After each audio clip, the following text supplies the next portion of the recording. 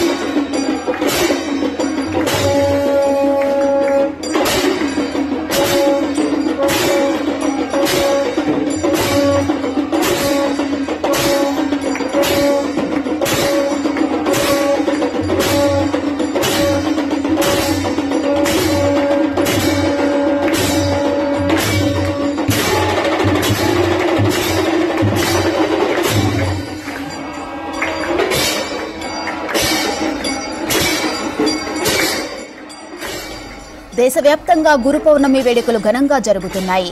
తెల్లవారుజాము నుంచే ప్రముఖ ఆలయాలకు పోటెత్తారు భక్తులు. యూపీలోని ప్రముఖ ఆలయాల్లో ప్రత్యేక పూజలు నిర్వహించారు అర్చకులు. ఇక అయోధ్యలోని సరయూ నదిలో వేకువజామున పవిత్ర స్నానాలు చేశారు భక్తులు. తరువాత ఆలయంలో స్వామివారి దర్శనం చేసుకున్నారు. ప్రయాగ్రాజ్లోని సంగమం ఘాట్లో పవిత్ర స్నానాలు చేసి దీపాలు పెట్టారు మహిళలు. గోరఖ్పూర్లోని గోరఖ్నాథ్ మందిరంలో ప్రత్యేక పూజలు చేశారు సీఎం యోగి ఆదిత్యనాథ్. ఇటు మధ్యప్రదేశ్ ఉజ్జయిని మహాకాళేశ్వర్ జ్యోతిర్లింగ ఆలయంలో రద్దీ కొనసాగింది.